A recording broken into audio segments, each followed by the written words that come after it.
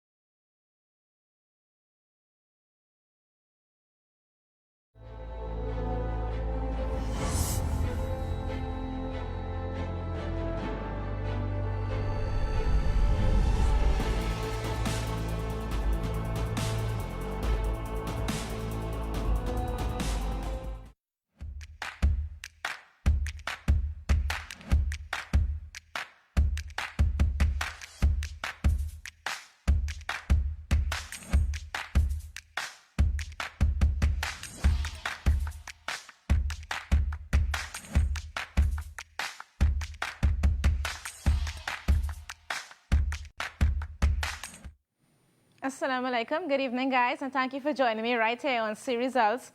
You are live on IBN TV, as well as for those of you joining us on our Facebook C Results page, on our live stream, as well as on the IBN TV page on Facebook. So, you know, it's Thursday. It's almost to the end of the week with the program. We have creative writing today, and at 6 o'clock we have mathematics with Sir Jazz. So we just want to wrap things up with the creative writing. Last day, we did a lot of work with the writing process. I hope you didn't miss that. And we also started transitional words a little while ago. We spoke about a lot of transitional words and their uses and its different purposes. So we just want to continue with the writing process and as well as some transitional words. So we're just going to start straight away, right, guys? So just in case you missed it, and also just for recapping purposes, we're just going to go through the writing process. By now, you should be familiar with the writing process, or a little more familiar, I should say, rather. You know that there are 5 stages involved in the writing process, all of which we use. So we have the pre-writing stage, we have the drafting, revision or revising, we have editing and publication. For the pre-writing stage, we looked at ways in which you can brainstorm ideas. We said that pre-writing is all about brainstorming or planning out what you are going to write. And last day, I demonstrated for you at least 5 different ways or strategies you can use to help you plan your essay. It doesn't need to be limited to that one type of way that you may be accustomed to in the classroom. So if you're at home and you want to try something different, you think that drawing a semantic map or even writing your points in bullet form doesn't work for you, it doesn't help you get your ideas flowing. Well, you saw a variety of ways that you can use to help you get started with your writing.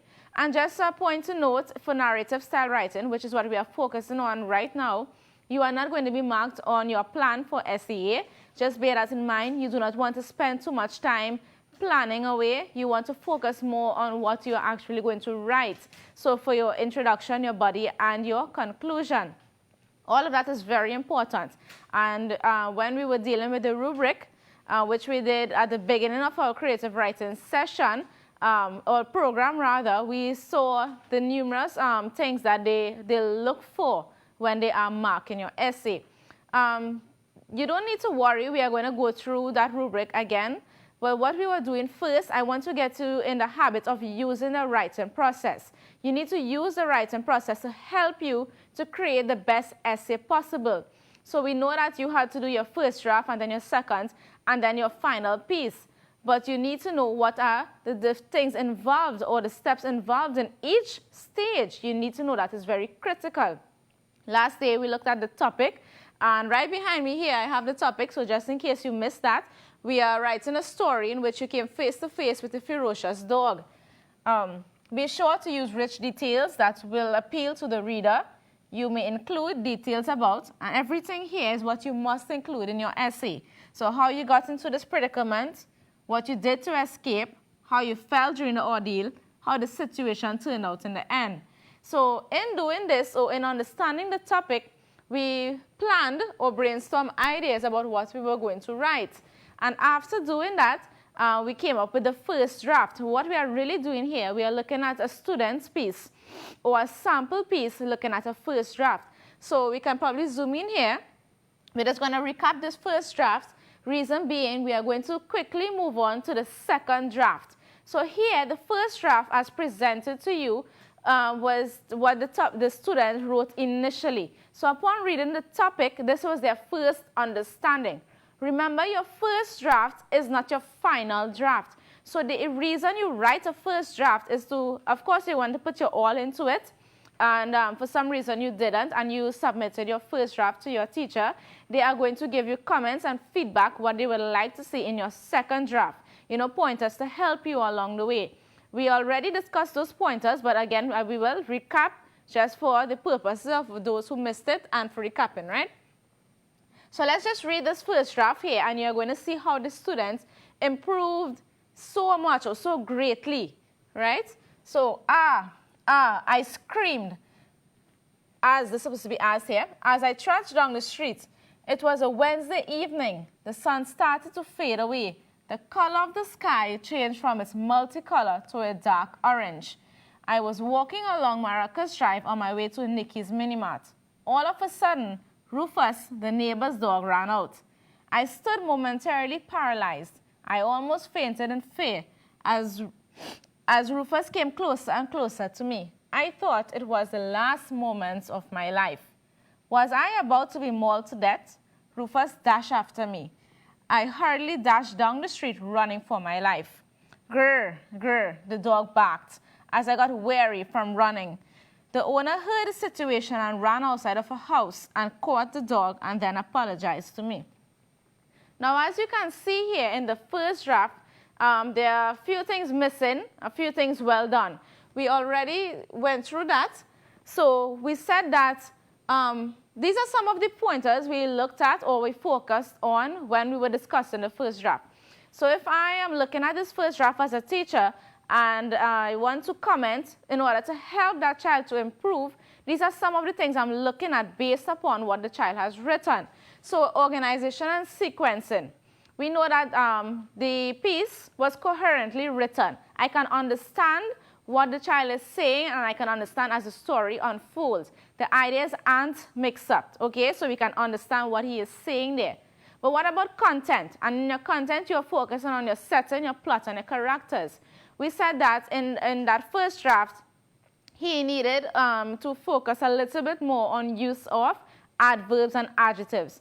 Remember, we did extending sentences using adjectives and adverbs. Maybe you can apply it here, where you can extend your sentences in certain adjectives and adverbs in your writing. Your setting and your characters need to be described. So you need to explain a lot and give us vivid description. You remember, you want to make that place or character come alive. You want your reader to be captivated by what they are reading. What about relevant details? We spoke about relevant details, and all the details given were relevant to the story. So relevant details there was a fair attempt. Sentence variety. That child demonstrated a number of different types of sentences. We came across the exclamatory sentence, your declarative sentence, rhetorical type questions, as well as the structures. It has very simple sentence, compound, and complex. So good. That was fine. Well done, right? Word choices. Notice here, he used dashed and dash twice. So the same verb was used twice there. Remember, we want to mix it up a little bit. There are a lot of verbs you can use or synonyms for the word dash. Start thinking about them and use them in your writing. We don't want to use the same words all the time. Similarly, with transitions, we don't want to use the same transitional words all the time. And speaking about transitional words, we know that they can be found at the beginning or even to the middle of your writing. In this case, however, no evidence of transitional words here. So this piece is lacking transitional words. So that would have been another comment that the teacher would have added there, right? What about spelling and punctuation, capitalization? Here, we notice spelling error here, right? It's minor, however. Dash here, what tense should it really be, and so on. But for the majority of it, spelling was good. Punctuation, however, and lastly, we discussed run-on sentences, and this was an example of that. Notice here, no punctuations. So this here sentence, this one sentence could have actually been two sentences, or even if you wanted to insert a comma there and then continue with that sentence. It's really your choice. But however, we must note that punctuation is missing. And figurative language. Are you at home after reading that piece? How descriptive do you think that piece is? What do you think could have enhanced that writing? If I'm thinking about it, I probably would have used some metaphors in there and some similes. So after giving the student all of this feedback, it is up to you now to sit and to make that piece better. That's the reason for all these comments. Not so you'll just fold that paper and put it in your bag, and I know a lot of you do that. We do not want to be lazy with our writing. Remember, it is creative writing. We want to be creative, right? So use all of these comments that your teacher, you know, she put a lot of effort into writing all of those. Use those comments to make your piece better. So now we are on to the fourth stage in the writing process. So we are now to the editing and proofreading part. So we just read that first draft. So now it's time for us to move on to the second draft. So, but how are we moving on from there? How are we going to write? What are we going to write? Remember, all of those comments that we just read that was just given to you, you need to use them. That is how you are going to start your second draft, by focusing on your weak areas. You want to improve on those. So you're going to look at the comments that were made, and you're going to say, okay, well, if Miss said to use figurative language, I'm going to probably look for a simile that is that I need there, that is appropriate for this piece, or a metaphor, or probably if it's spelling and capitalization or punctuation, I'm going to focus more when I'm writing that sentence to remember to use my punctuation marks appropriately. In our ELA session, we did a lot on punctuation in our section 1, task 2. We focused on commas, semicolon, semicolon we are yet to do, full stops, question marks, exclamation marks, all of those. So I urge you guys, if in case you are weak in the area of punctuation, you can probably look at that video where we did punctuation, and we did a number of types of questions and passages on it. Use it, follow it as a guideline, and use it in your writing to help you improve. So here now, we are going to look at the editing or proofreading stage. So in your editing or proofreading, it's just as the heading says. To proofread means to read it carefully. You are looking for errors. That's what it's all about. So here are some ways to help you, you know, as guidelines, what you should be doing. You should be sure all sentences are complete. In this case, the student didn't forget to complete sentences. The mistake, rather, was the run-on sentences where he didn't actually insert punctuations as needed. Correct spelling. We saw 1 or 2 spelling errors. Capitalization was fine. Grammar and punctuation. So in grammar and punctuation, you're looking critically at your sentences. You want to be able to use all those grammar strategies that we have been learning in ELA and recognizing errors in your writing. You have to be wary of that, okay? Similarly with punctuation, as I just mentioned. And then another strategy is you can change words that are not used correctly. So I'm going to show you which word is that the child probably missed something after it to complete the idea over there. Have someone check your work. In this case, this someone could be your parent at home, or even if that's not possible at the time and you were given this assignment in a class, your teacher is the one here checking. That's the reason you did your first draft. Now you're doing your second draft with your teacher again will recheck for you. And then rewrite it correctly and neatly after making adjustments.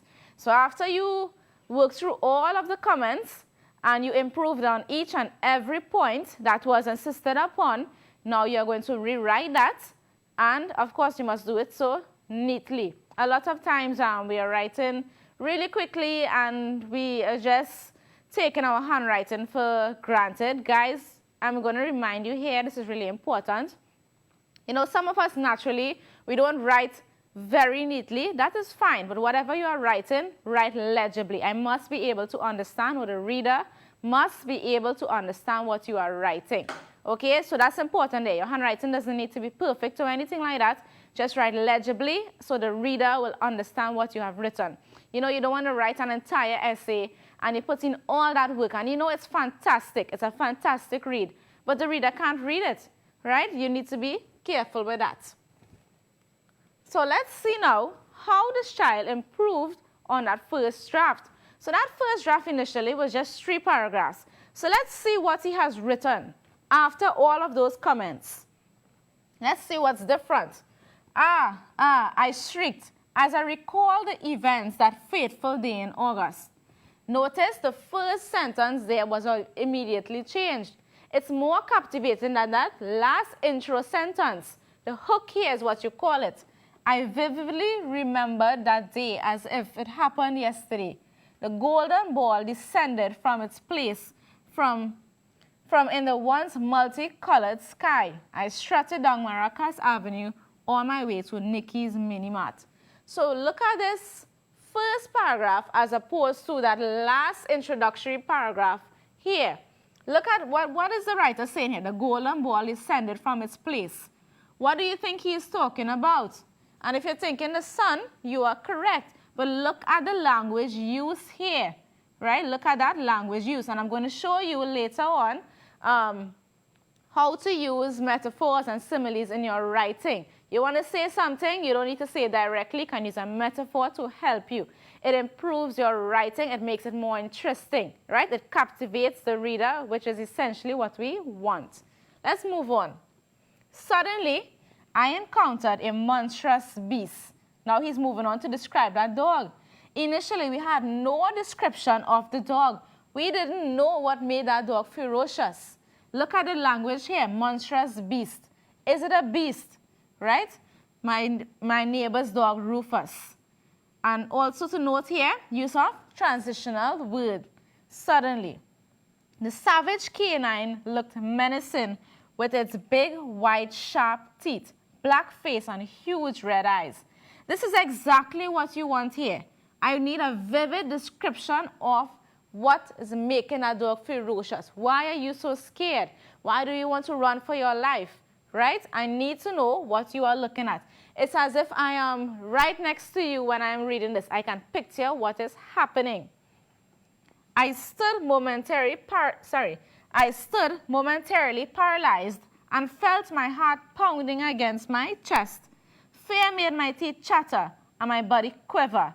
Angst filled every cavity of my being as I contemplated my next step. The furious creature inched closer. I thought that I was going to be mauled to death. So let's look here at the second paragraph. Notice he is now talking about feelings, right? You must describe what you are feeling. So any part of the story you are describing, so you're close to this dog. You're actually face to face now with the dog. How do you feel, right? Before, in the first draft, it had no expressions, right? No feelings were given to say that, you know, how I felt if I'm really encountering such a ferocious animal. You must see. So now we're moving on here. Let me just check that over. Okay. Morbid thoughts encircled my mind as I tried to dismiss the thought of Rufus pouncing on me. Will he jump? Will I be bitten? Notice your questions here. Fearfully but courageously, I made a dash. So you have your adverbs coming into play. You have your adjectives coming into play. You need to use all of this in your writing. I hope by now you can see the difference in writing from the first draft to the second draft. So that child actually looked at the comments. So far we are noticing this. The child looked at the comments and acted upon it. So far it's very well improved. Let's continue. Screaming in panic and gasping for breath, I continued my tumultuous escape with the beast in hot pursuit. Eventually, I darted left into a narrow alley in a bid for freedom.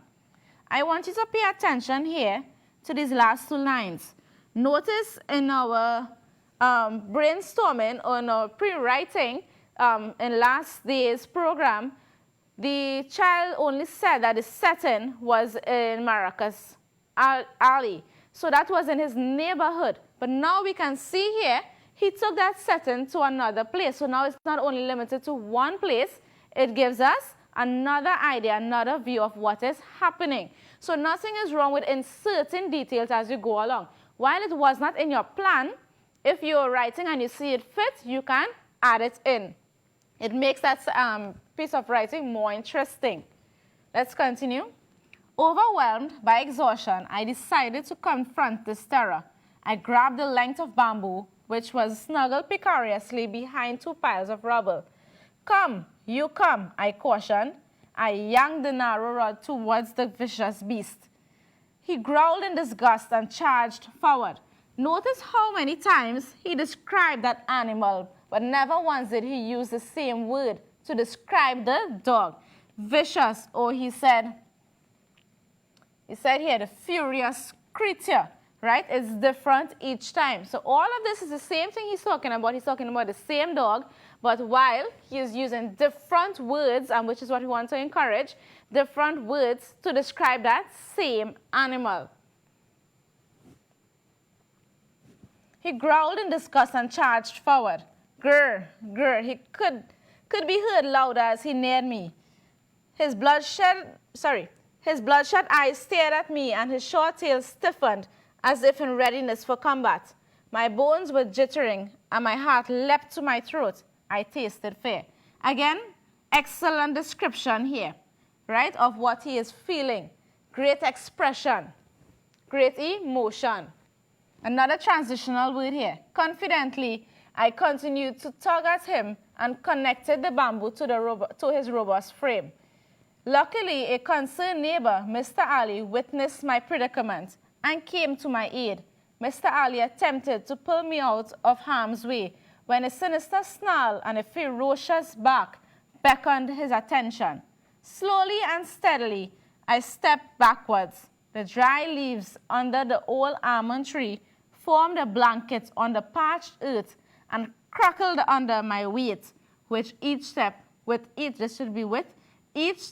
I took. So it's painting a very beautiful picture there for you. It's as if you are actually there, or it's as if you are watching a movie, right? So from reading this, you can imagine what is taking place with this dog and this child. And that is exactly what we want.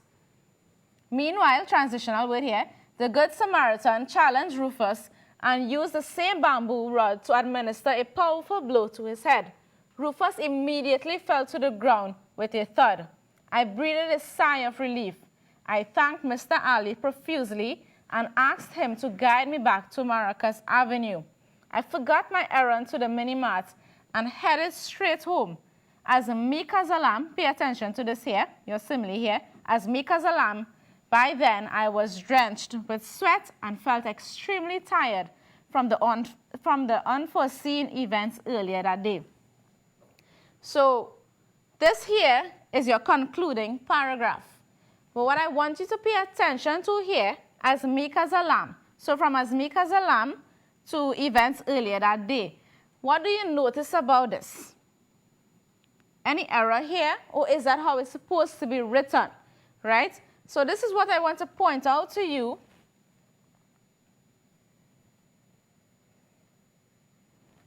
Right. I would like to point that out to you shortly.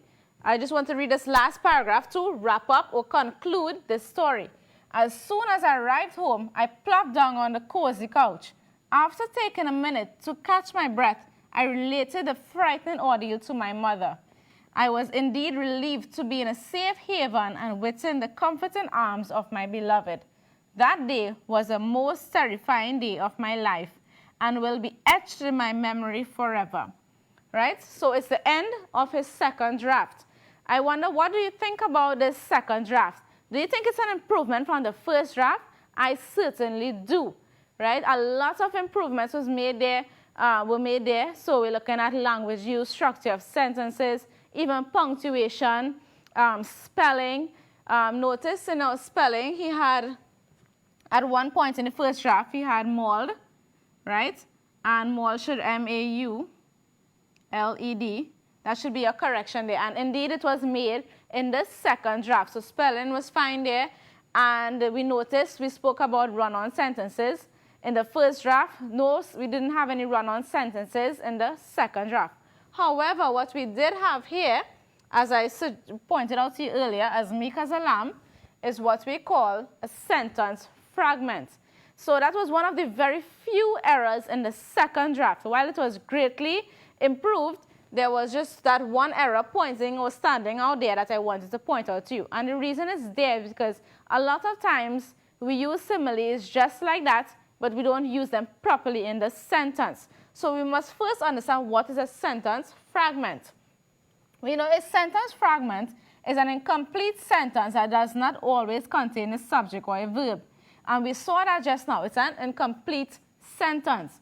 It is an incomplete thought. Sometimes a sentence fragment may contain a subject and a verb, but the thought may still be incomplete. Whole idea about it is that it is incomplete. As meek as a lamb needs to be used with something else. You need to add some more information there to fully understand or to understand that whole thought or that entire idea.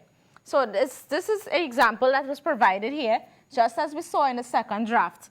I forgot my errand to the mini-mart and headed straight home as meek as a lamb. Instead of this, we should actually have, I forgot my errand to the mini-mart and headed straight home as meek as a lamb, right? And you should know what a meek as a lamb is. I think that you do. If you don't, when we're doing similes, we will discuss a lot of those, right? So do some research from now.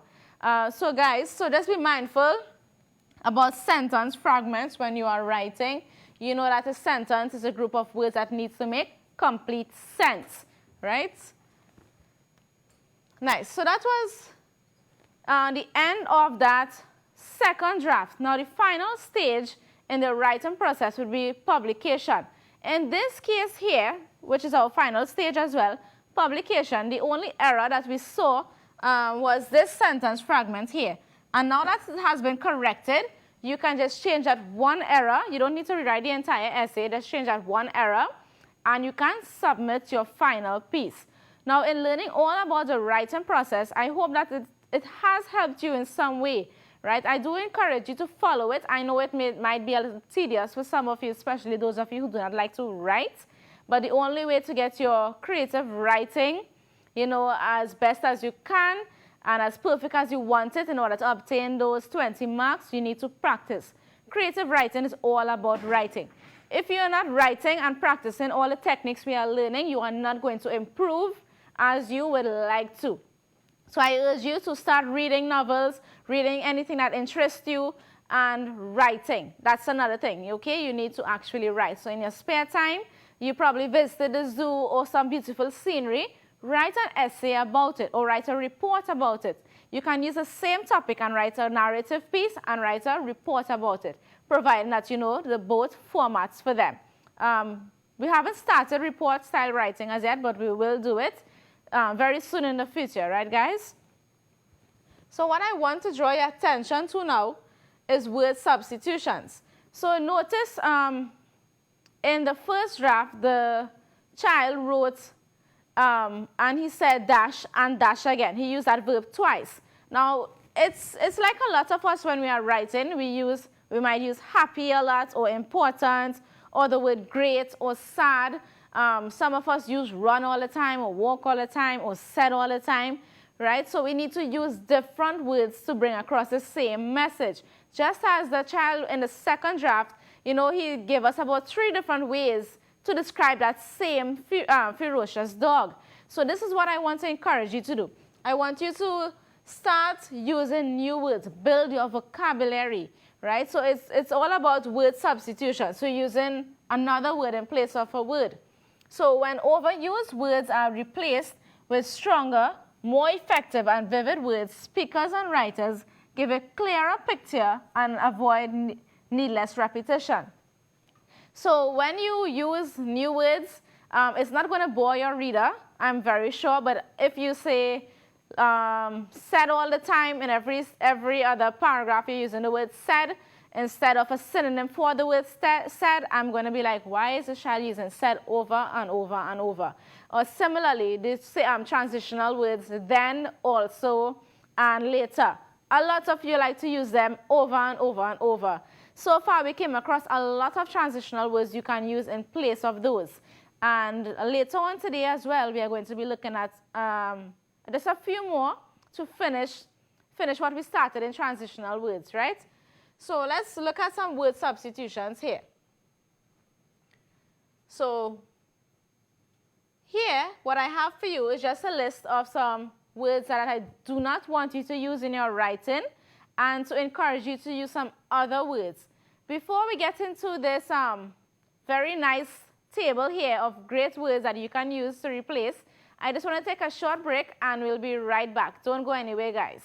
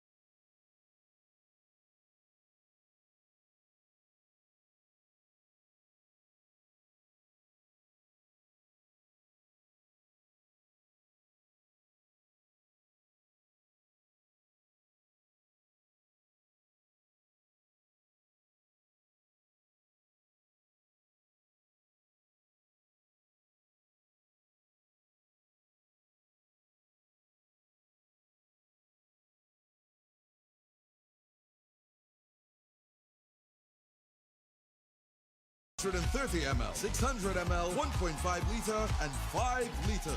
Choose the size that fits you best. Grab one today.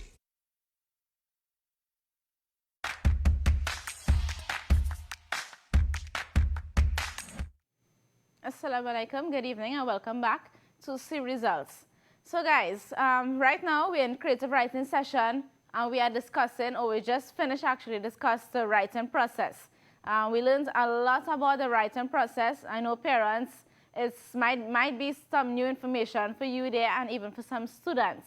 And just remember, you can rewatch this video or even this program. So if you're looking at rewatching it on TV, you can join us every Friday, Saturday, and Sunday for reruns from 5 to 7.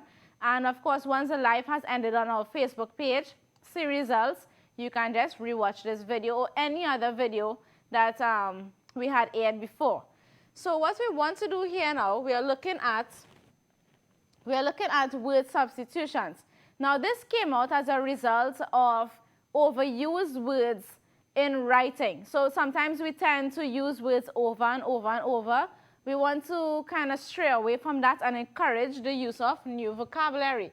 So what I have here for you, I have a list of some commonly used words. We use some of this a lot. So we want to discourage this use. So I'm telling you not to use it or use it very, don't use it so often, I should say, right? And you're going to use these instead. So now let's look at nice and good. A lot of you, when you're describing things, everything is nice or everything is good. So whether you're talking about feelings, it's nice. You're talking about how something looks, it's nice or good. Just encouraging you guys, there are so many words or synonyms for nice and good, right? So we want to try and stay away from nice and good and draw to these. So now let's take a look at some of these word substitutions here for nice or good.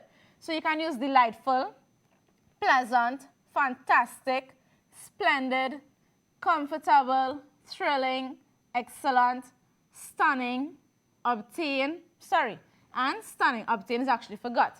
So what I want to tell you here, nice or good will be used according to the context. So you need to know when you are writing, depends on the context, which one of these synonyms that you should be using, right? You can't use each and every one for all sentences. It, of course, needs to be used in context and for a purpose. Let's move on. What about got? Instead of got, we can use obtain, capture, receive, grasp, earn, or attain. Walk, crept, limp, trudge, roam, saunter, or waddle. Remember, this list is not limited to just these synonyms here. There are many. I just picked out a few for you, right? So you can probably start using some of these, or you can grab your dictionary and get some more. What about bad, defective, erroneous, callous, vile, or distressing? Small, diminutive, minute, negligible, or trivial. Important, we love this one, important. What about grave or notable, momentous, significant? And happy, we have sorrowful, somber, mournful, gloomy, and melancholy. Just remember, guys, like I said just now, you need to know what you are writing in order to choose one of these synonyms. It needs to make sense. You just can't, just decide to throw in the word momentous there, and it's not making sense in that sentence. The reader is going to be like, what is he talking about, right? You don't want to confuse anybody. You don't want to lose marks for any little mistakes like that. So you need to become very, on point, as they say, with your vocabulary.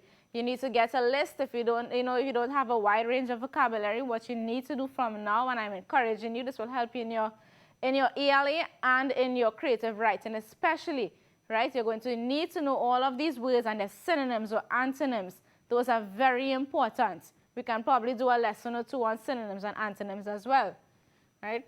So let's see now how we can use these words in a sentence. So we're going to take the same old boring word here. Some of them call it boring words, and we're going to replace it with a new word or an improved word. So that is a nice outfit you are wearing.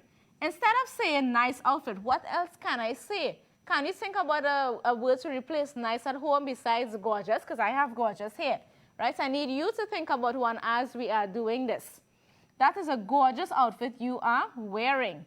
The lazy boy walked home. I want to improve this sentence. What will I say? The lazy boy strolled home sluggishly. So notice I changed from walk to stroll, and I also said how. I use an adverb here to say how that boy walked. Is that a good book? Is that an interesting book is a better question you should be asking. It's the same question, I should say rather, but it's the use of a synonym here. The children ran out of the classroom to meet their teacher. Instead, I could say the children bolted out the classroom to meet their teacher. So notice we are taking boring words and we are replacing them with some new words or synonyms, just to make those sentences a little more interesting. Remember, you don't want to write as if you are now learning creative writing in standard 1 or 2. You are in standard 4, now you are in standard 5, some of you. We are getting ready for SEA. We want to use a wide range of vocabulary, right? We want to impress our readers, don't we? Now, sometimes we can use, here's another example where we use great a lot. I'm going to show you a couple more sentences that we can use to replace that word great. So everything might be great for us, The house is great, that car is great, the beach was great. How else can we say that? That person there is great. How else can you say it? What is another word you can use to replace that word great? Let's look at these sentences here. The great, so in brackets here, for each one of these sentences, I have the word great.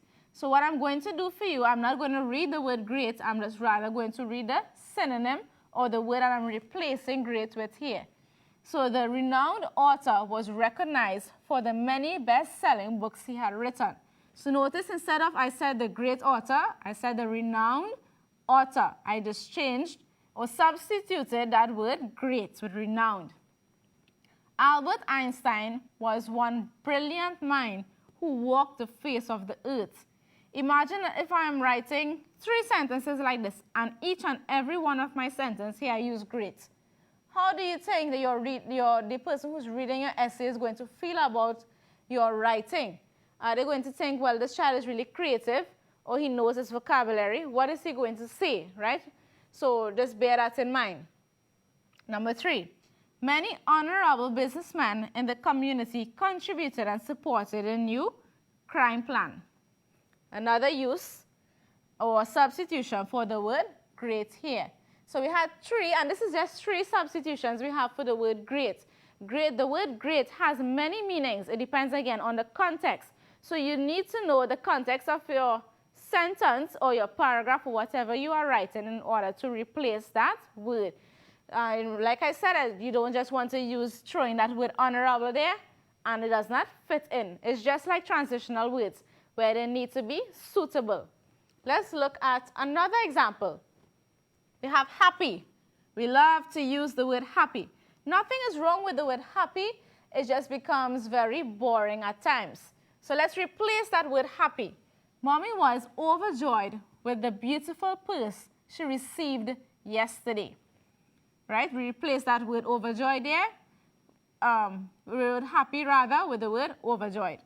Judy is so jovial today that it is hard to believe she was very angry not long ago. We were not pleased with the poor customer service at the hotel. Right? So I want you to read it with the word happy, and then I want you to read it without the word happy using our word substitution here. And see how much more interesting that sounds rather than happy, happy, happy. And I'm sure you can agree with that, right, parents? So great. We dealt with word substitutions, and now another thing that came out from the first draft was transitional words. We noticed that the child did not use any transitional words in the first draft, right? However, improved drastically in the second draft, including a lot of transitional words. Now, what we have been doing, this list right behind me here, all the different types of transitions that we have learned or we are about to learn. So these 3 to the bottom here, we are yet to discuss, which we are going to do today. But to the top here, these 4, we have already discussed those, and we have learned how to use them in sentences and in paragraph writing. So what we are going to do today, we are going to look at transitional words to indicate cause and effect, to summarize, and to conclude. So we are going to learn which transitional words we need to use when we are talking about cause and effect. And of course, you know what cause and effect is from your comprehension skills. And then we are going to talk about the ones that we need to learn how to use when we are wrapping up a story. If it's the second to last or the last paragraph in our story, which transitional word will I use, right? Will you use in addition to or something like that? Are you adding more information there to your conclusion, or are you really wrapping up or trying to tie it all together, bring it back to your topic sentence? And that's another thing we learned about already. Paragraph writing and our topic sentence, supporting details, and concluding sentence. So you're seeing, guys, how all of this is tying into one. So creative writing and ELA is so closely linked. You need to be paying close attention to all episodes. So whether it's ELA or creative writing, you don't want to miss any because you don't know what you can miss and when you will need to use it in your writing. So let's see. So we have here cause and effect. So we need to know the transitional words for cause and for effect. So there are 2 separate things. Here we just have a list for you, and it's not laid out according to cause or effect, but you would know which one is for cause and which is for effect. They usually go together. So we have due to, the fact that, as for, accordingly, as a result. This is quite a popular one here because the consequently or subsequently, I know you might know that one, for this reason, since, thus, hence, owing to, so, therefore, in that case, thereupon, in effect. So as you can see here, we have a lot of transitional words for cause and effect, just as we did for all of the transitions that we have learned so far. But remember, this list is not limited. There are many that you can extend or add to that list, right? And I'm sure there are ones that a lot of you like to use in your writing. If there's a specific transitional word you like to use for each paragraph in your writing, you can stick to that, right? But just remember, you don't want to use the same transitional word for each paragraph. That's the difference there. So you might use meanwhile in one, and then in addition to, or also, or then consequently. Make sure it's a nice variety. It's a great mix. You don't want to use the same one twice. Not that you can't, but I encourage you not to. So here what I have for you is a sample piece showing us cause and effect. So we are going to look for transitional words that shows cause and effect. So we can read this together, and while we are reading, you can look for transitional words. Last weekend, my friend Karen slept over. Consequently, we stayed up very late playing games. My mom came into the room to tell us that we had to turn off the lights and go to sleep. As a result, the room was dark. Karen and I took my dad's flashlight to play in our camp. In the morning, it no longer worked because the batteries died. Later that day, my dad decided to grab his flashlight and noticed that it didn't work. He became angry when he learned that I wasted the batteries. So while we were reading this, did you come across any cause and effect transitional words here? And not only transitional words, did you see the causes and the effects of each sentence, or idea rather? So let's look at the first one there. Last weekend, my friend Karen slept over. So last weekend here is a transition of time, right? So last weekend, this started, chose like that. That's fine, but remember we are dealing with cause and effect. Not because we are dealing with cause and effect means to say that there will not be any transitional words other than what we are dealing with now. Remember, it can be a mix. So let's continue. Consequently, nice. First transitional word, therefore, cause and effect. Consequently, we stayed up very late playing games. Now, this is your cause here. Last weekend, my friend Karen slept over. Consequently, now your effect, we stayed up very late playing games. So as a result of a friend spending the night, it caused them to stay up late playing games. Let's continue. My mom came into the room to tell us that we had to turn off the lights and go to sleep. As a result, the room was dark. So here, another cause. Because the mother came into the room and told them to turn off the lights and go to sleep, it's bedtime. As a result, so this is your effect here. The room was dark. Moving on. Karen and I took my dad's flashlight to play in our camp. In the morning, it no longer worked because the batteries died. Just some details there for you.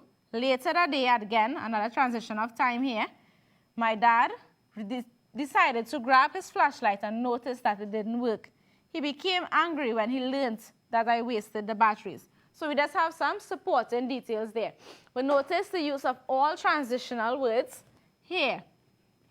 Notice transitional words gives us a smooth flow, and which is what we want to encourage when we are writing. So it doesn't necessarily need to have one transitional word in your writing or in your entire paragraph.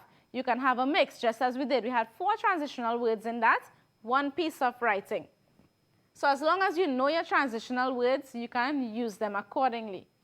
Now, and finally, we are going to look at transitional words to summarize and to conclude. We put them together here as one list because to summarize and to conclude is very similar, right? So you're tying up what you are writing or what you have written, and this is a list here from what you can choose from to help you sum up all that you want to say. So we have briefly, to put it briefly is another way, or even in brief.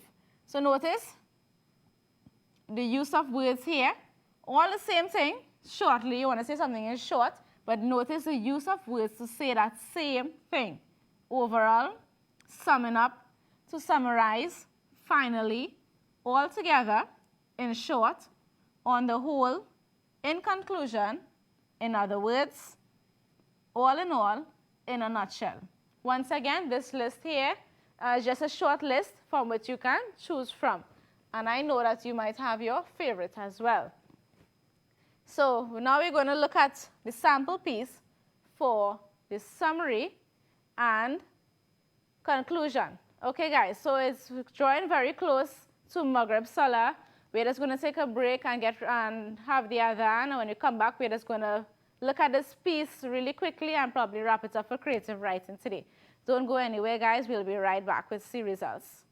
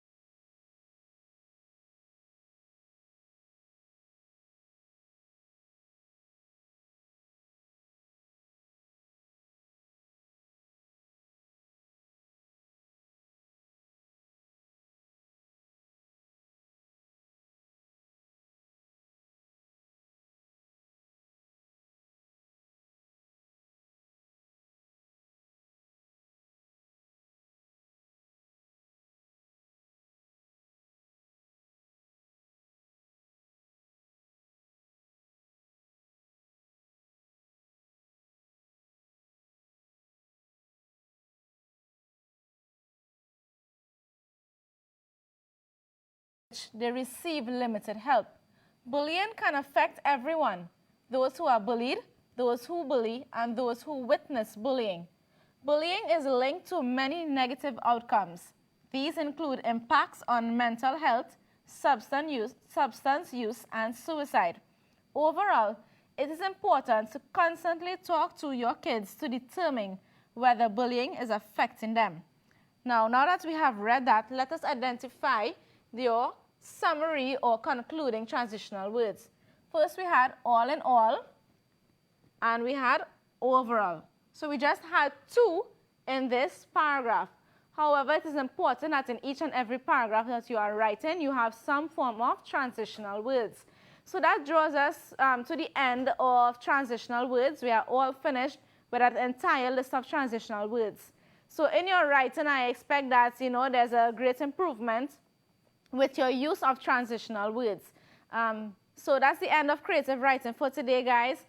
Don't go anywhere. Coming up at 6 p.m., we have Sir Ijaz with mathematics. I know you are looking forward to this next program, mathematics, that is. So you can call and give us all of your answers.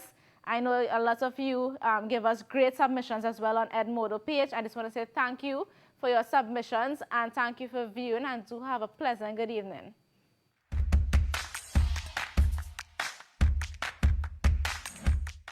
I'm a cool kid, you're a cool kid, we are cool kids, are you a cool kid?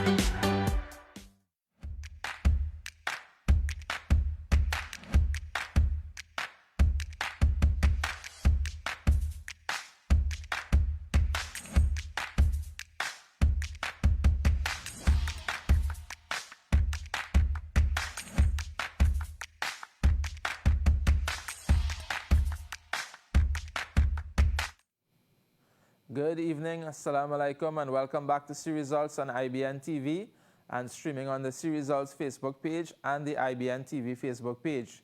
So we are doing some mathematics this evening, and we're going to jump right into it. But however, I had one announcement to make. I will do a graphic for it eventually for the next live program, but I received word today that the S1E12 Muslim Ladies Organization, together with IBN TV8, is having an essay writing competition, and we here at C Results would very much like to encourage our viewers. The topic is why I love to fast in Ramadan, and the deadline is on April 10th of 2020. So you have a lot of time, and for those of you preparing for SEA, you will even have like an additional week after SEA in which to write this essay, Why I Love to Fast in Ramadan. It's being sponsored by the S1E12 Muslims Ladies Organization and IBN Channel 8. There are some great cash prizes. First place prize of $5,000, a second place prize of $3,000, and a third place prize of $2,000. So I will make a graphic for that, and I'll continue to remind you about it as the time goes on, all right? So it's April 10th, and do write your essays, do submit it. Currently, the information I have is that the submissions will be made here at the studio at 61 Bamboo Main Road, Bamboo number 2, Valsine. And as I said, I will do a graphic for you in the coming weeks. All right, so we're doing the mathematics now, and I had one question remaining from our square number segment. All right, today I'm going to get back into measurement. As we said, we are dealing with the 4 different streams, touching as many topics as we can in the time frame given. So we've come back around to number, and now we're moving on to measurement. I do have one more question based on what we would have done last session, which was on Monday, all right? So we said that a square number is the result of, or the product of multiplying a counting number by itself, all right? We call that product a square number or a perfect square, all right? And we went on to give you some examples of what we meant. So we also learned that the notation for the square numbers is given by a 2 to the top right of the number. It means that the number is multiplied by itself and not that the number is multiplied by 2, right? So I invite you to rewatch that video if this is the first time that you are joining us.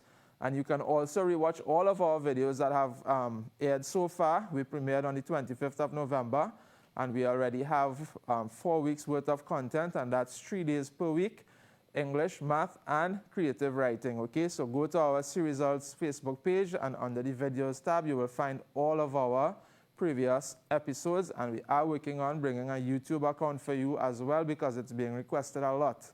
All right, so our square numbers is multiplying a counting number by itself. The result is a square number or a perfect square, and I have a list of those behind me, and I did say that it's very important for you to memorize these so that you would know them when you see them. And the reason for that is, if you can remember, even before that we did number sequences, and there was a sequence that was a list of square numbers in descending order, and in order to figure out what was the next number in the sequence, we had to have known that it was a sequence of square numbers, and that was our segue into the square numbers topic, all right?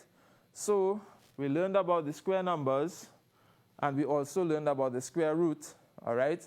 And the square root is a number, right, that can be multiplied by itself to give the original number. That is to say, the square root of a number is another number that can be multiplied by itself to give the original number, right? That is quite a mouthful, but through doing the examples, we would have gotten the gist of it, all right? So we're seeing here that 2 squared is 4, or 2 by 2 gives us 4, so therefore the square root of 4 is 2, because 2 is the number that can be multiplied by itself to give us the number of 4, thus making it the square root of 4.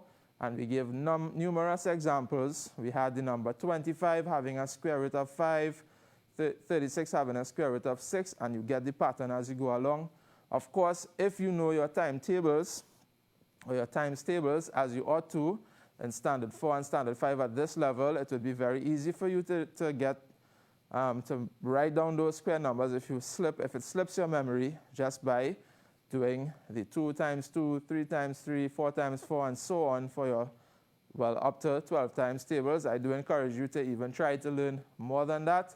And of course, you can always multiply the numbers using your rules of multiplication as well, all right? But I do think that at least the first 12 or 13 square numbers from 1 come up to 169 or 196 if you're going to 14 squared. You should try to memorize those, right? There are only really 14 numbers that you need to know. So these were the remainder of those square roots. Now this is the problem that we would have had to finish up our square number segment, all right? And it's a very interesting question. So I insisted that I am going to bring it back today. You all have not seen this one before. We would have ended at the question right before this. So have a look at it now at home. Our lines are open, our lines are available. And if you would like to call to give an answer to this question, the line is open and feel free to do so. There is one concept in this question that we did not cover yet on the program, but of course we do assume that you have some prior knowledge being Standard 4 and 5 students, and I'm sure there is someone out there, or maybe more than one person, who knows about factors, all right?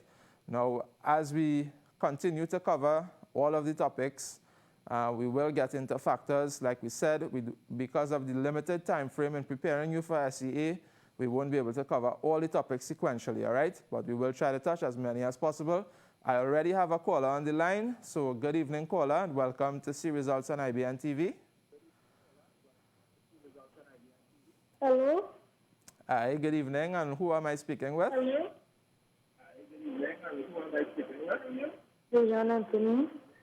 Okay, so you just need to lower the volume on your TV, please. And do you have an answer for us for this question?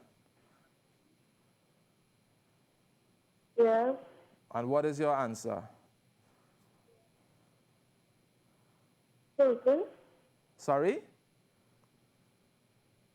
Can you repeat that answer, please? Okay. 40? Give me the digits in the number. 30? 3, yeah. Okay, so is 30 a perfect square? That is our first condition. Is it a perfect square?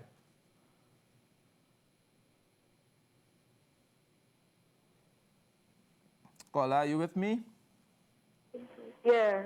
Okay, is the number 30 a perfect square? No, well, unfortunately it isn't, all right? But the next square number after the number 30 is 36. All right? So let's try to take it one step at a time.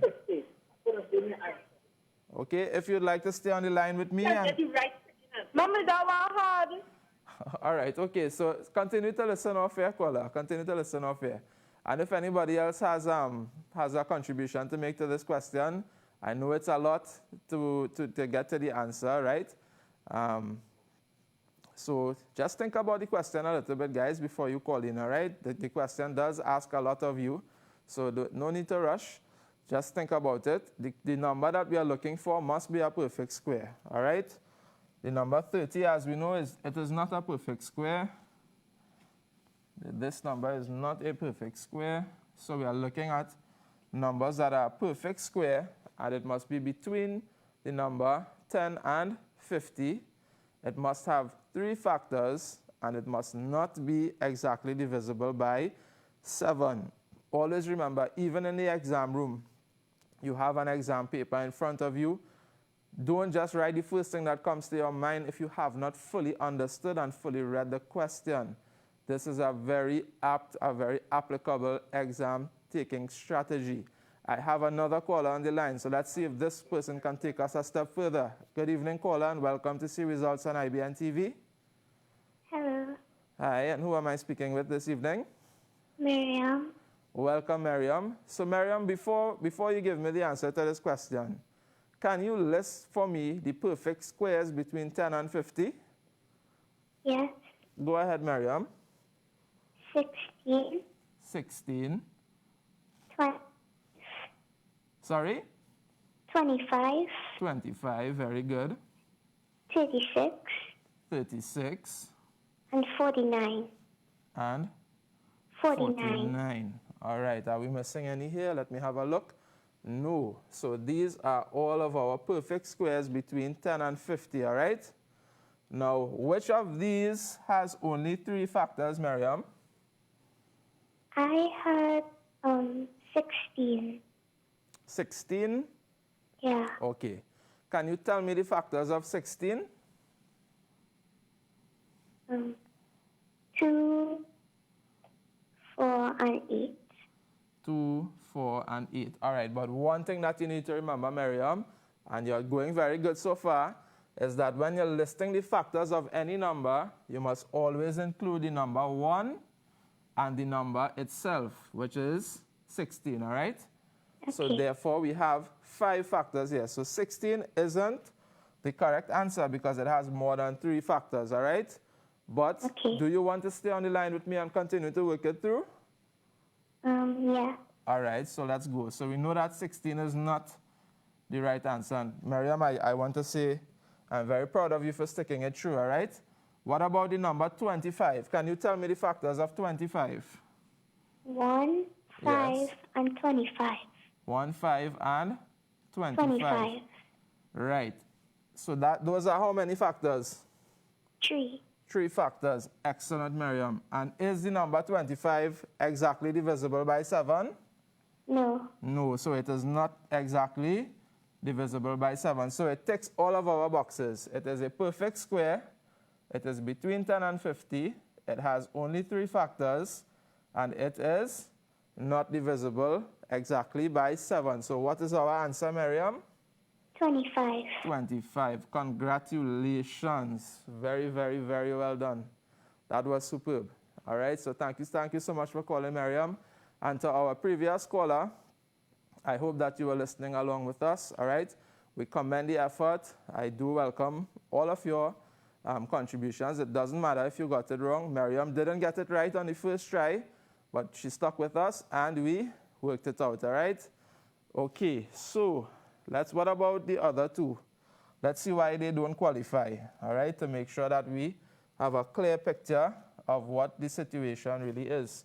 So we are saying that the answer is 25 because it met all of our criteria, all right? So we know that 25 is good to go, and we've already seen why the first 2 were not, or actually the first one was not, which is the number 16, all right? So we looked at the next number on the list, which was 36, and 36 had a lot of factors. 1, 2, 4, 6, 9, 18. We also have 12 and 36, all right? So it's a lot of factors here. So that's why we know for sure that this is not our answer. We must have only 3 factors. And what about the number 49, which was our last possible option? Of course, we had the number 1, we had the number 7, and we had the number 49, which were our only 3 options there. So it is a perfect square. It was between 10 and 50. It has only 3 factors, but in this case, it is completely or exactly divisible by 7. All right, so that means that 49 is not our right answer, and that left us with only 25. All right, so here's what I will do. In the meantime, before we do a proper lesson on factors and so on, I will probably leave a link for you on our Edmodo page where you can have a read or look at a YouTube video or something, some resources that I will find for you online that can help you in your knowledge of understanding what factors are. And also, well, I mean, you should have a textbook at home, you should have workbooks at home or at school, so you can also refer to those. I know that at that standard 4 or 5 level, it would not be the first time you are actually learning about factors altogether. You will have had some idea about it, But here's just a little definition that I pulled together just so that we give clarity on this question, all right? So the factors of a number are all the numbers which can divide the number exactly, all right? And it always includes the number 1 and the number itself that we're giving the factors of, all right? That's where Miriam got a little confused in the last question when she gave me 3 factors of 16, but she forgot to include the number 1 and the number itself, all right? And stemming from this, we will learn about what is a prime number and what is a composite number and so on. Prime numbers only have 2 factors, which is the number 1 and itself. These are numbers like the number 2, the number 3, the number 5, right? Only 1 and itself can be divided into these numbers, all right? And then we have the composite numbers, numbers like 4 and 6 and so many numbers. There are way more composite numbers than there are prime numbers, okay? So the factors, just for the sake of this previous question, of a number are all the numbers that can divide the number exactly, including the number 1 and including the number itself. All right, so thank you again to those 2 callers for your bravery and for your commitment. All right, this is what we love to see. So now we're moving into another of our streams, which is measurement. All right, so we're dealing with measurement. What have we done in measurement so far?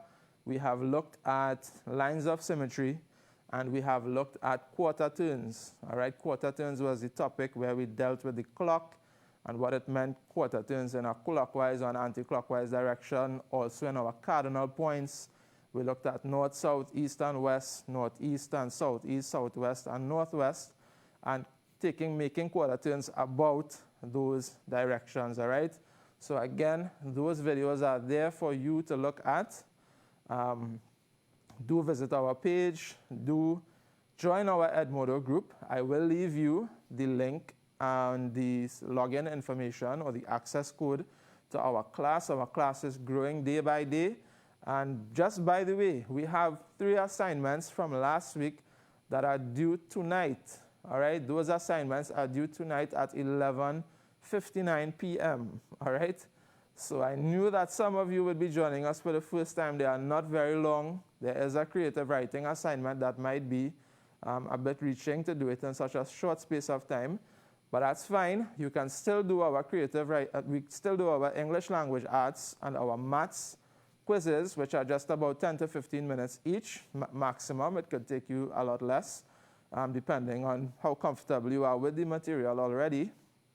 So again, we have had a lot of submissions already as of this morning when I would have checked it last, but we do welcome those last-minute submissions as well. So before I give you the code at the end of this session, if you can't wait until then, you can go to our About section on our Facebook page, and there's a link there that would take you directly to our page. And but without doing the access code, if you join us via that link, we will have to approve you, and I can approve you as soon as the show is over. So you have that option, all right? You can click on the link to the program, to the class on Edmodo directly where you have to be approved, or I'll give you the link at the end of the show because I really want you to hang in there and to continue to participate with us and to learn, of course, because the next batch of quizzes will be based on what we've done this week, all right? So you need to stay with us, and if you can't, you can also finish watching the program after the live has ended. You can watch it back on Facebook, all right? So, good. So you all need to be doing that, please. And of course, every week we highlight our top performers. We do shine the spotlight on those who have done exceptionally well and those who would have fallen just short, and we do give encouragement to those who didn't make the top marks to keep trying, because your name is going to be up on the screen before you write SCA, and more than once too, hopefully, all right? So we are back in measurement, all right, parents? This one is really for you, parents, to know how much of the paper is constituted of measurement topics, all right? We have 9 questions out of the total 45 questions, which you have to do in 75 minutes, guys. It's a lot of work to be done. It requires a lot of concentration and a lot of preparedness, all right? So in section 1, we have 4 questions, as well as in section 2 and in section 3, parents. The section 1 type questions, they are of 1 mark each. The section 2 type questions are 2 marks, or 2 to 3 marks each. And the section 3 type questions are worth 4 marks each. But as we have seen so far in our program, these section 1 questions are not to be taken lightly. Some of them, for instance, the one that we just did with Miriam, was only worth 1 mark, all right? But still it required some knowledge and some thorough application of that knowledge. Now, this is a topic that a lot of us, students, parents, everybody will be a bit comfortable with, but it does come up a lot in the section 1 in the measurement component, so we have to go it through. And I know that as simple as it might seem, it still continues to give a lot of people problems because you have to think about perimeter and area. Sometimes we mix them up, all right? Sometimes we get our formulas crossed, and we want to get rid of all of that ambiguity in your mind, all right? And make sure that our callers, when they call in, that they are confident and that they are able to get it right. And if one of their peers calls us and gets it wrong, the benefit in that is that you as a student and the parent there with your child will see where they went wrong, because children make a lot of the same mistakes at times, all right, and where they ought to have gone in order to get it correct, okay? So what is perimeter? The perimeter of a shape is the distance around it, simple enough, all right? And we calculate the perimeter of polygons, which are shapes that have straight sides, all right, straight edges, by adding the lengths of its sides. And I made this distinction because, of course, we're going to be dealing with the perimeter of circles and so on, right, which are not straight-sided figures. Okay, there are different formulas that we use for those types of figures that are curved. So right now we're honing in on the square and the rectangle, which are the main culprits in our section 1 measurement questions, all right? They are really nice figures to work with, really simple to work with once you get the hang of it, all right?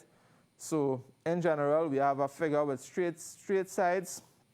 Yes, straight edges, closed figure, of course. We just add the lengths of all of those sides in general to get the perimeter, right? But with some of our common polygons, like the square and the rectangle, okay, we have formulas that we can use because those sides have certain qualities that makes it easy for us to calculate perimeter and area and so on once we know 1 or 2 of the sides, all right? Now, what about the perimeter of a square? Okay, a square, and we actually would have talked a little bit about this when we first encountered the geometry stream, all right?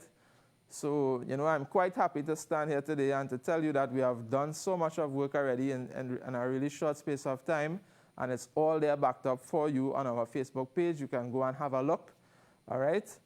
So we talked about quadrilaterals, or 4-sided shapes, all right, of which the square and the rectangle are 2. We also talked about kites and rhombuses and trapeziums and all of that good stuff, all right? But now we are talking about the measurement aspect of the shape. So a square has 4 equal sides, and all of these sides are at right angles to each other. Right angle meaning 90 degrees, all right, perpendicular, right? Its perimeter can be found by simply multiplying the length of one side by 4. Well, how come? How can that be? Well, of course, if all of the sides are equal, and we know the length of one side, right, the length of the 3 remaining sides are going to be the same length because it's a square. All right, so you can do 2 things, of course. You can take the length of one side and add it 4 times, all right? And this would give me a total of 8, all right, meters, units, very important in our measurement stream. Or you can simply say 2 multiplied by 4, which gives me 8 meters, all right? So because it's a square, because the 4 sides are the same length, we are given one length. It's very simple for you to get the perimeter of the square. So I have 3 remaining questions, and these are some nice, easy ones. If you all would like to call and give me the perimeter of these 3 remaining squares, And don't worry, it's going to get more complicated as we move on, right? These are the easier examples that we're working with. So you have an opportunity here to get it right on the first try. We have 3 squares, one of side 13 kilometers, one of side 10 centimeters, and one of side 6 millimeters. So if you'd like to call in and give us the perimeter of these shapes, please feel free to do so right now. The numbers are there on your screen. All right, and if you all want to wait for the harder stuff, I do understand, because it's quite easy, all right? So the second one, we have a square of side 13 kilometers. So what is the perimeter of this square? And I do have a caller on the line. Good evening, welcome to See Results on IBN TV. Hello. Hi, good evening, and who am I speaking with? Arab. Okay, welcome to the program. Can I ask you kindly to lower the volume on the TV and listen on the phone, all right? So we have a square of side 13 kilometers. How do we get the perimeter of that square? You multiply 13 by 4. You add 13 plus 13 plus 13 plus 13. And what would that give me? 52 kilometers. 52 kilometers. Yes. All right, and that is our answer. And is it 52 kilometers or 52 meters or 52 centimeters? Do you think that you will be penalized if you put the wrong unit? I don't know. Well, yes, you will, all right? So you were correct. It is 52 kilometers. So students, pay attention to the units in your question. Of course, we are going to move on, or we are going to come across unit conversions, which is something we will do in the measurement stream in the coming weeks. But for now, we just have to know, we have to be aware, as I hope most of you are, that, well, really for SEA, you'll be using millimeters, centimeters, meters, kilometers. All right, so we have another caller on the line who is going to help us with this third square. Good evening, caller. Welcome to See Results. Good evening. Okay, and who am I speaking with? Aditya Joseph. Okay, welcome to the show. Can you tell me the perimeter of the square with side 10 centimeters? Yes, the answer is 40. And how did you get that 40? Well, there are 4 sides in the squares, and if one side is 10 centimeters, you'd multiply the 10 centimeters by 4. Excellent. So it's 40 centimeters, right? Okay, thank you so much for that call. And we do have one last square. And do I have another caller on the line? Good evening, caller. Okay, seem to have lost that one. Hello, good evening. Good evening, caller. Welcome to See Results on IBN TV. Hello. Hi, and who am I speaking with? Salim. Okay, welcome, Salim. Do you have an answer for us for that fourth square of side 6 millimeters? 8 by 4, which is 32. Okay, so the length of this side is 6, all right? Sorry, yeah. so it's 6 by 4, which is 24. 24 millimeters, all right? All right. Okay, thank you so much, Salim. 24 millimeters, guys. So this is the very easiest way, or the easiest way that you can be asked to calculate perimeter of a square. They're giving you one side. All the sides are equal, so you really ought not to get this wrong. Tragically, sometimes we do, all right? We have to either add the sides 4 times or multiply the length of one side by 4, and you will get your answer, right? So what about a different scenario now? They are giving us the perimeter of the square, so we know the distance around the entire square, and we want to know the length of one side, all right?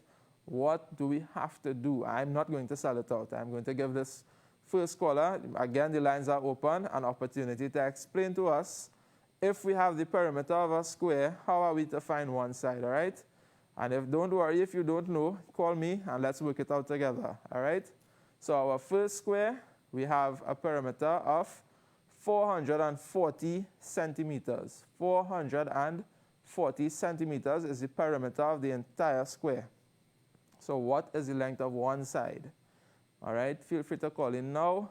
And I do have a caller on the line. Good evening and welcome to See Results on IBN TV. Hello? Hello, and who am I speaking with? The answer for the perimeter equals 440 centimeters will be 110 centimeters will be for one side. All right, how did you get that? Because it is four sides of the square, Yeah. so you would divide the total perimeter by 4, and you'll get 110. Right, If 100. you multiply that by 4, you'll get back the same answer. Excellent, excellent. So you would multiply it back to make sure you have the right answer. Yes. That's a great strategy, my friend. And what is your name? Farid.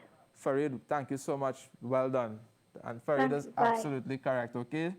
So it's 110 centimeters.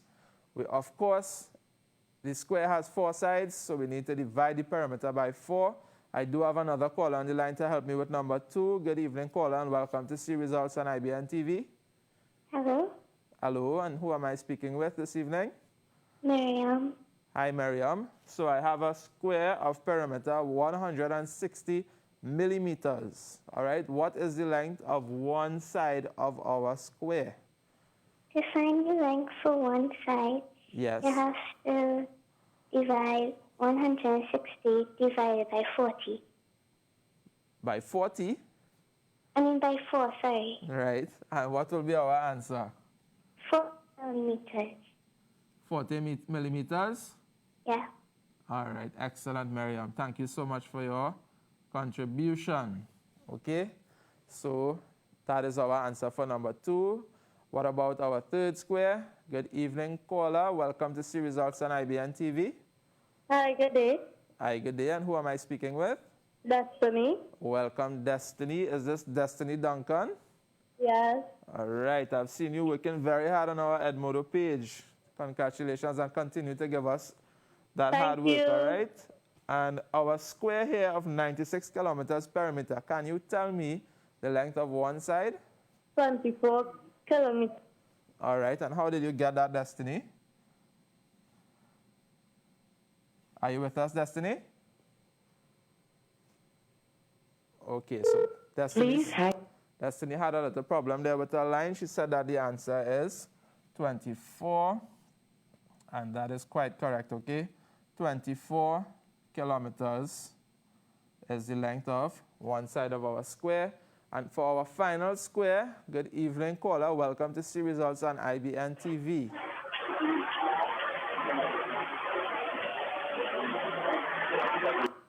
Okay, so that caller's TV is way too loud. So callers, we have to remind you again to please turn the volume down on your TV sets when you're calling us, all right? I have another caller on the line. Good evening and welcome to See Results on IBN TV. Good evening. Good evening, and who am I speaking with? Miriam. Hi, welcome, Miriam. And what is the length of one side of our square of 100 meters? 25 and meters. How did you get that 25, Miriam? I said 100 divided by 4, Yes. which is 25. All right. Excellent. Well done, Miriam. So we have a perimeter, a side of 25 meters. Okay. So at this point in time, I'm going to take a very short break, and I'll be back with more questions on perimeter and area. We'll be moving on to the rectangles. All right. So I'll be back with you in a few short minutes.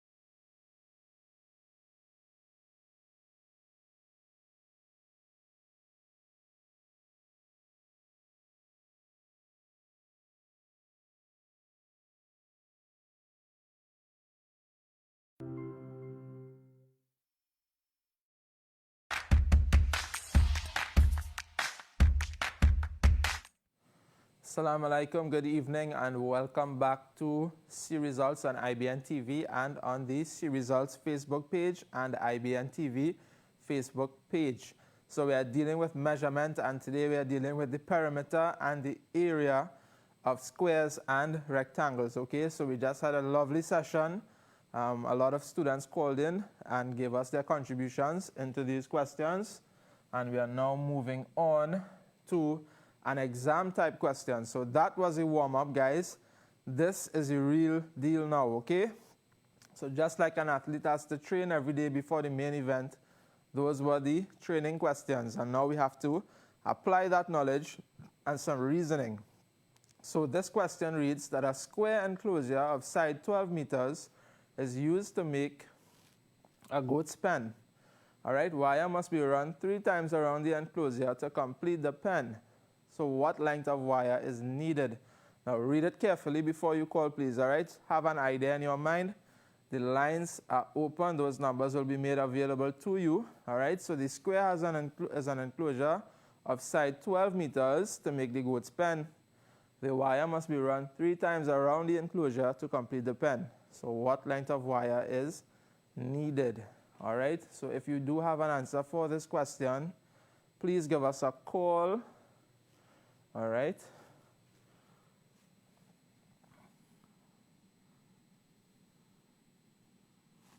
And I do have a caller on the line, so good evening, caller, and welcome to C Results on IBN TV.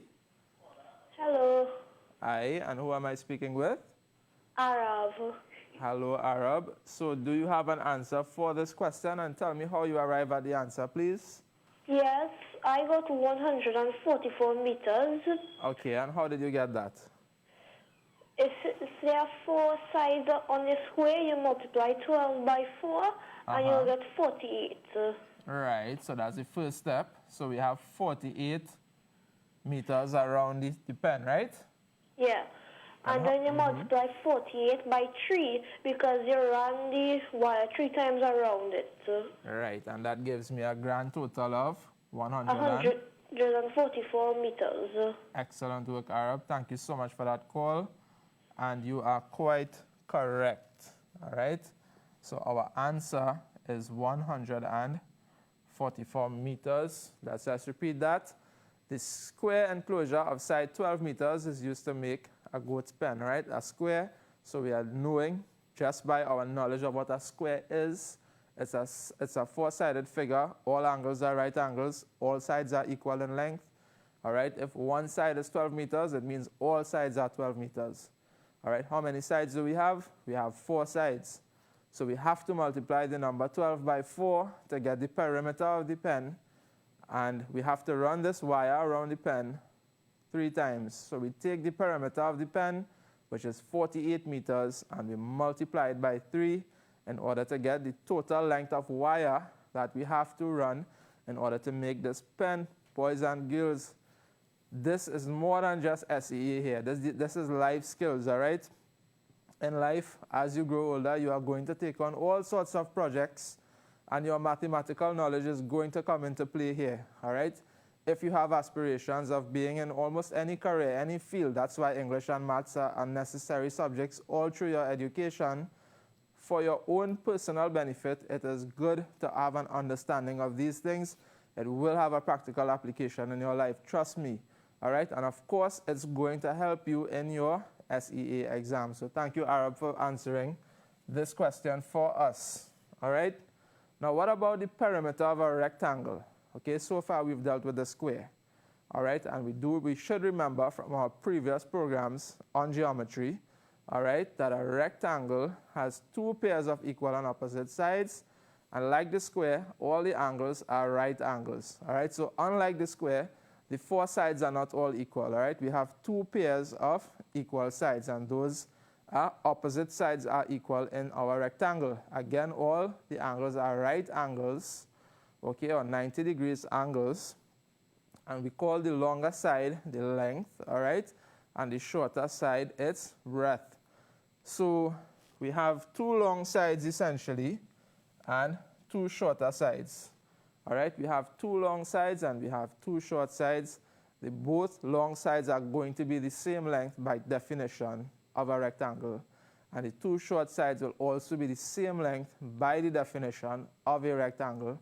So if you know the length of the long side of even one long side and the length of one short side, we just need to multiply that length by 2, multiply our breadth by 2, and add them, and that is our perimeter. All right? Or again, you can also just add up all the sides. All right? But we are looking for efficiency, and we are looking for your development of critical thought here as well. All right? So an easier way to do this would be to multiply the length by 2, multiply the breadth by 2, and add them together to get your total perimeter of your rectangle. All right? So here we have some questions again for you. This is a bit more challenging than the square because it's not a matter of just multiplying the one side by 4. All right? We have two different lengths now that we are dealing with. Well, two different measurements, I should say, one for the length and one for the breadth. So we're multiplying each one by 2 and adding them together. Those numbers are already up on your screen. Feel free to give me a call and give me your solutions. Our first rectangle has a length of 12 meters and a breadth of 7 meters. So what is the perimeter of this rectangle? Good evening and welcome to See Results on IBN TV. Hello. Hello. Good evening. And who am I speaking with? Arab. Hey, welcome back, Arab. Arab is on a roll today. So our perimeter of this first rectangle, can you tell me what it is? 38 meters. 38 meters. Tell me how you arrived at that 38 meters. Because 12 multiplied by 2 is equal to 24. Yes. And 7 by 2 is equal to 14. 7 by 2. Yeah. And when you add 24 and 14, you'll get 38 You'll get 38 meters. Excellent work, Arab. Thank you so much. Right, Arab has gotten all of his questions correct so far. So feel free to keep calling us. No problem with that at all. And we invite all others to call as well. All right, we have our second rectangle with the length being 13 kilometers and the breadth being 8 kilometers. What is the perimeter of this rectangle? I have another call on the line. Good evening and welcome to See Results on IBN TV. Good evening. Good evening, and who am I speaking with? Zafira. Welcome, Zakira. Can you tell me the perimeter of this second rectangle, the green one? 42 kilometers. 22? No, 42. 42. How you got that 42? I add 13 and 13. Uh-huh. And then I add 8 and 8. How much is 13 add 13, Zakira? 26. Right.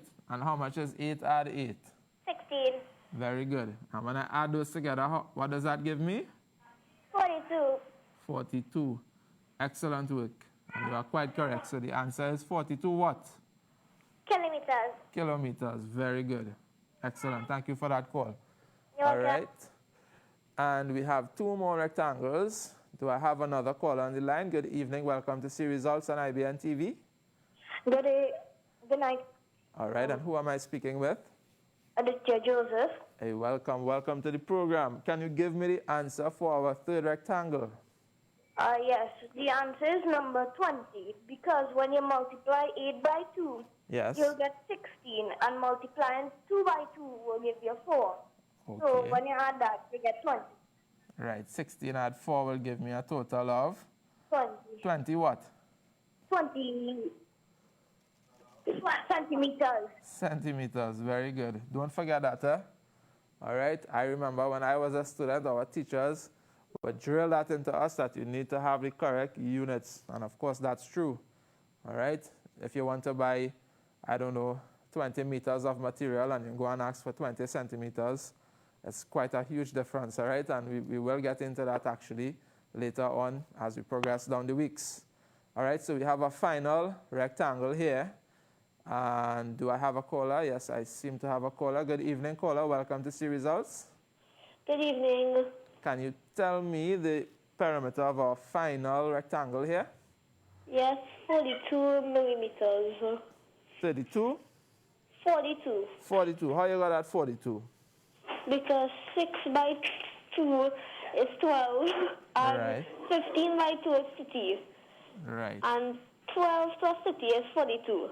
12 plus 30 is 42. millimeters. Very well Yes. done.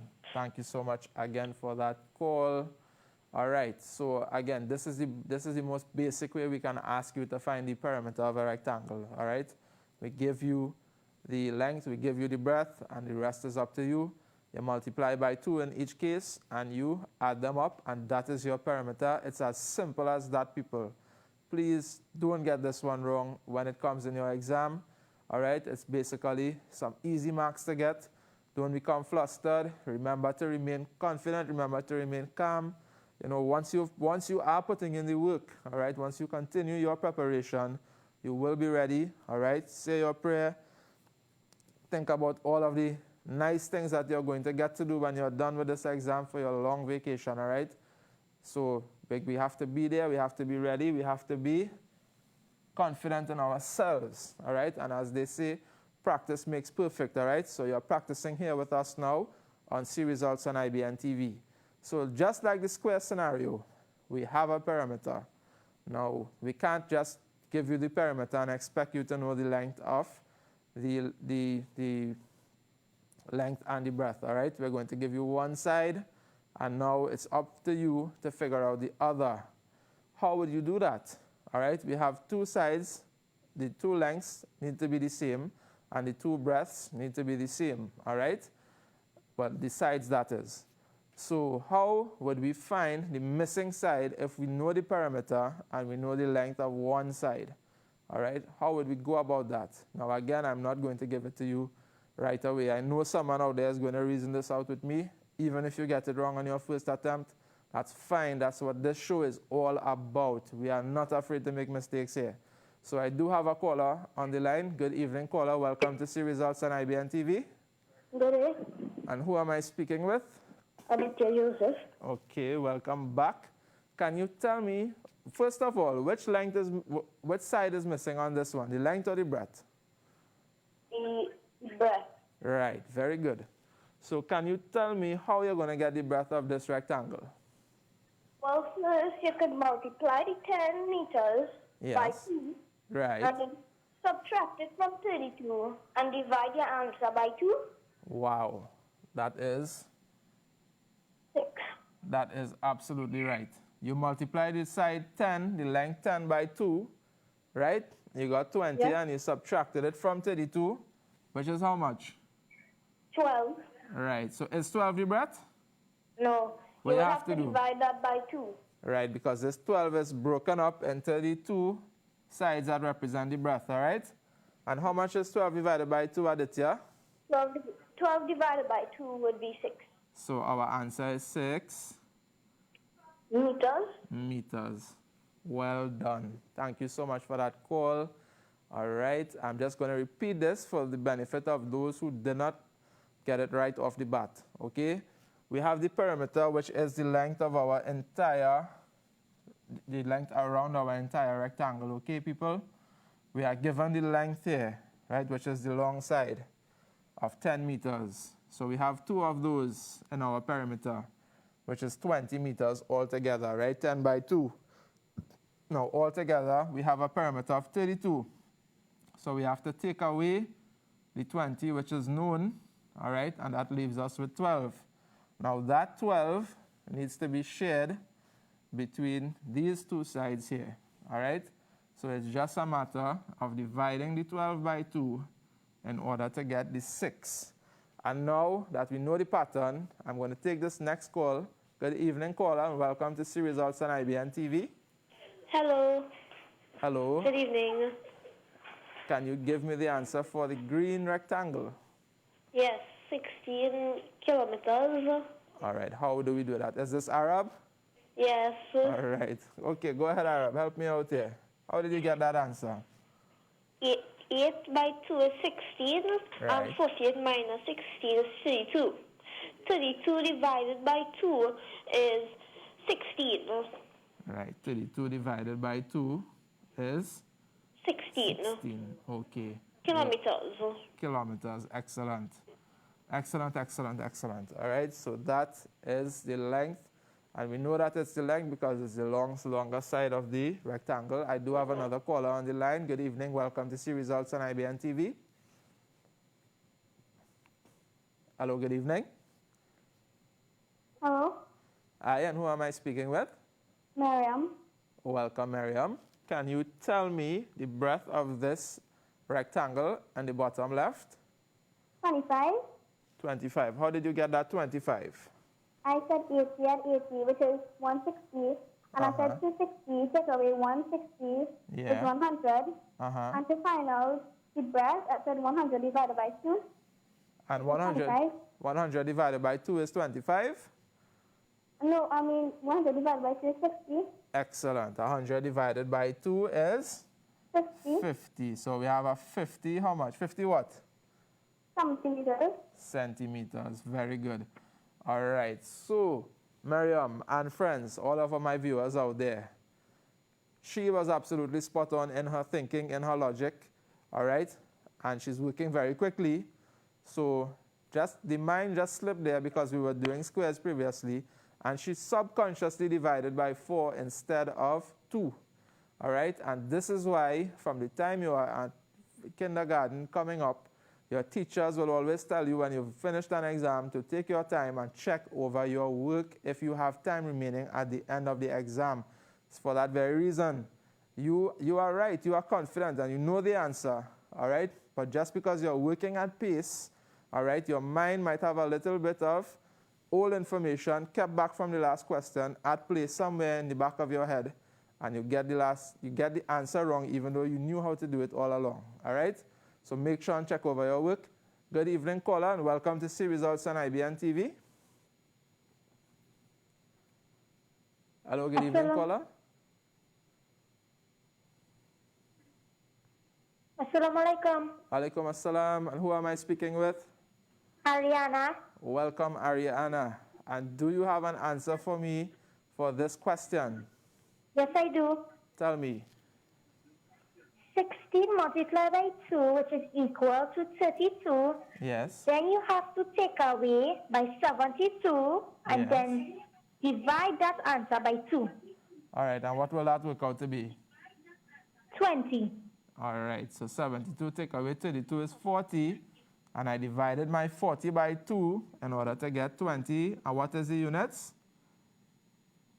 20 millimeters. All right, is this Ariana true? Ciao. Chow? Okay, all right.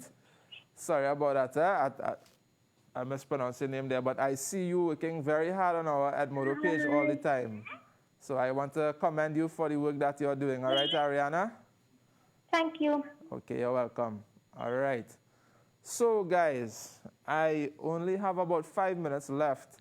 We do have area yet to do, but unfortunately, I'll have to leave that for our next segment because I do want to take a few minutes to make some announcements. All right? So, for those of you who are tuning in for the very first time, all right, I need you to go right now to www.edmodo.com. All right? So, if you just take a close-up there at our screen, edmodo.com, or you download the Edmodo app, and when you're registering, you register as a student. Parents, you can also create an account. Okay, this information is also available in the cover section of our Facebook page, See Results. All right, so you sign up as a student and you use this code, and it will take you directly into our class. All right, new assignments will be posted this weekend, based on the work we would have done this week. And you do have about 4 hours left, 5 hours left on the assignments from last week. We have one for English Language Arts, one for mathematics, and one for creative writing. All right, so do encourage your children to sign up. All right, these are quite young kids, so I would advise you to let them do it on your devices. Let them log in as a student. This way, you don't necessarily need to have the parent account because you will let them do this work under your supervision, all right? The internet is not a very kid-friendly place overall, all right? So we want to make sure that they are doing what they are meant to be doing when they are doing these exercises, all right? So do log on to edmodo.com, do sign up. and do participate in our activities every week. So next week, we will actually be off air. It should be the only time or the only week that we won't be on air for this run-up here into SEA, which is on April 2nd of 2020. All right, we do know that everybody is on holidays now, and we do need to take a little break, spend some time with family. A lot of holidays will be falling next week. So for practical reasons, it isn't very feasible to do the program next week, but don't worry, we will be back on the following Monday, which should be the 30th of December, I believe. All right, and we'll have our regular programming on Monday, Tuesday, and Thursday from 5 to 7 p.m. All right, so for those of you who are just joining us on edmodo.com now, a lot of you have been asking about the previous exercises because we do set deadlines and we encourage people to work with our deadlines. All right, so those past quizzes and tests that are currently locked, I will work on our way to open them back up for this week that we are off air and give everyone who is now joining us an opportunity to do them, all right? Even if it means that I have to repost them, I will work our way around that, all right? So that in the week, you will be occupied. Of course, we will have new tests up this weekend based on all the material we've done this week. So look out for that as well, and I will keep the deadlines for those, all right? And of course, as you do our work, you have an opportunity to be highlighted on our top achievers on every Monday. We begin with that. And also in our creative writing segment, we do select pieces from your creative writing submissions, and we analyze them, and we do highlight them on the program as well. And also for all our creative writers, remember the San Juan Muslim Ladies Organization and IBN are partnering on a Ramadan essay writing competition, right? And the submissions are due by the 10th of April. I will have a graphic for you on our next program, all right? So you can take note of that. It's on why I love to fast in Ramadan, all right? So use the skills that Ms. Naila is giving you in order to complete that assignment. Big prizes to be won, courtesy of the San Juan Muslim Ladies Organization. 5,000 first prize, 3,000 second, and 2,000 third prize, all right? So thank you so much for all the support and all of your feedback for joining the Edmodo class. Continue to do so. Use this week to relax, to spend time with your family, and we'll see you again on the 30th. But still remember to do our assignments, all right? It's only going to take you a few minutes for each one in each case. And I have been your math teacher, Sir Ijaz. Thank you for joining us, and we'll look forward to seeing you again on Monday the 30th, God willing. And do enjoy your week off.